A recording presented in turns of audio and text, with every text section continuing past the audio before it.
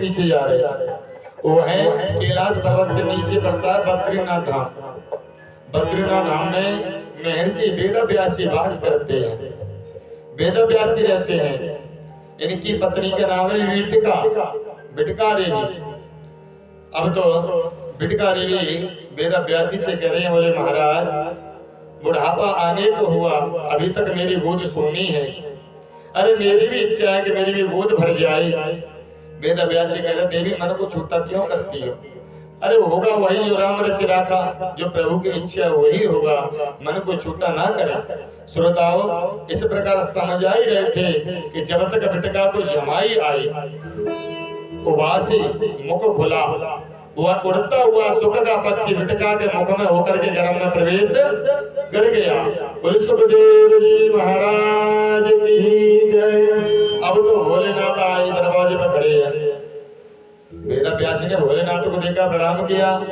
बोले प्रभु आप अरे मुझे बता देते नहीं आ जाता, आप यहाँ तक आए क्यों? बोले मैं कोई काम से नहीं आया। बोले तो?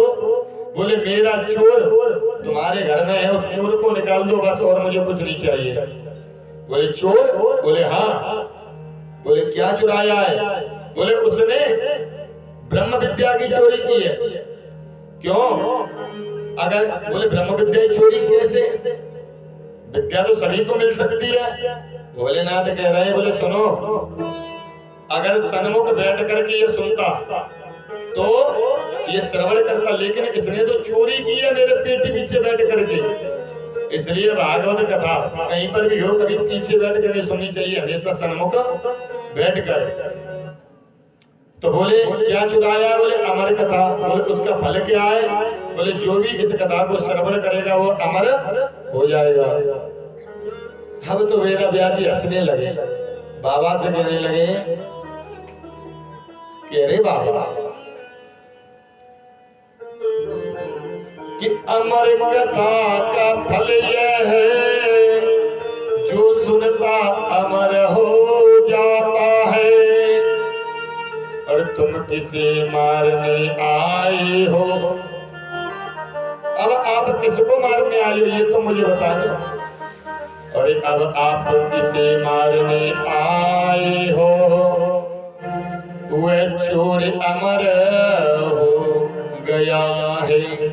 बोले कि वह तो अमर हो गया, आप किसे मारने आए हो? भोलेनाथ कहने लगे, बोले मैंने तो मन में विचार ही नहीं किया।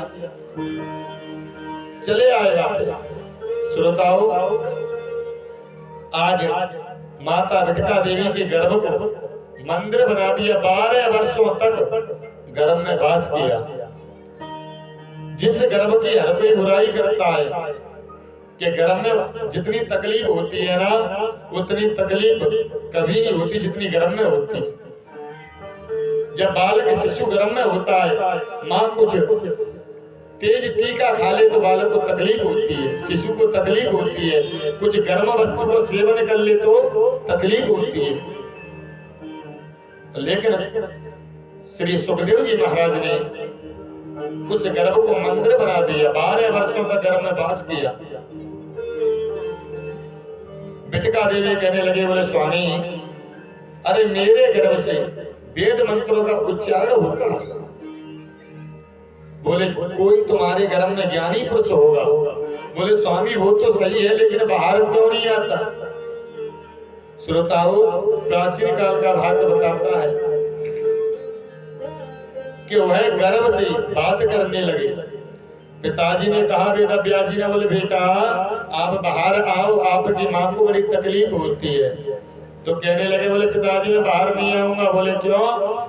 बोले बाहर आते ही मुझे विष्णु की माया पकड़ लेगी, और उस माया ने अगर मुझे पकड़ लिया तो मैं जो भगवान का भजन गुणगान आदि करता हूँ वो भी नहीं कर पाऊंगा। व्यास जी कहने लगे, बोले बेटा मेरा वचन है, तुम पर माया का असर नहीं होगा। बोले कि सुनो, अगर वह विष्णुपति आकर के मुझसे कह दे, मायापति भगवान विष्णु, जो माया का पति है विष्णु, वह आकर के मुझसे कह दे तो मैं आऊंगा बाहर। श्रोताओ, आज भगवान विष्णु को आना पड़ा। आकर के कहा कि बेटा आप बाहर आओ, मेरी माया का तुम पर कोई भी असर नहीं होगा।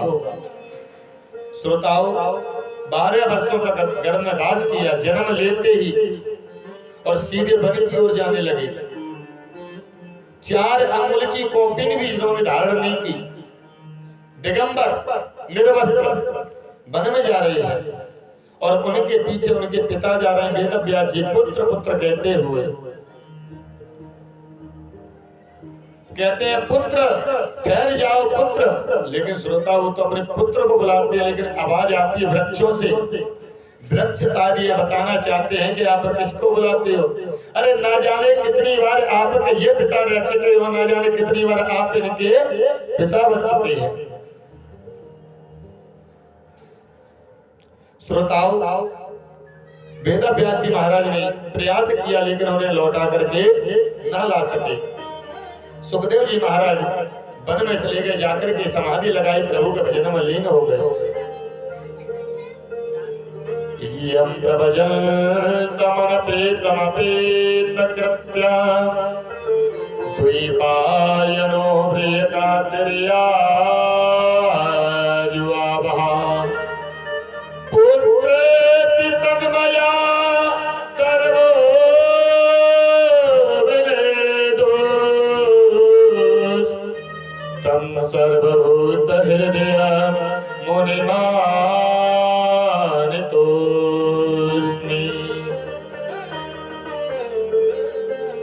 प्रभु के चरणों में वंदन किया। सूत जी महाराज ने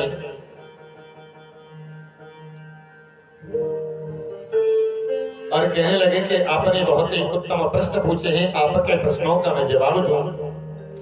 प्रथम प्रश्न पूछा, क्या प्रश्न पूछा था कि मानव के लिए परम धर्म क्या है? क्या परिक्रमा लगाना धर्म है, या सुबह 4 बजे जग करके स्नान आदि करना धर्म है, या 10 घंटे बैठ करके माला जपना धर्म है, या पेड़ पर उल्टे लग के तपस्या करना धर्म है? आखिर में धर्म है क्या?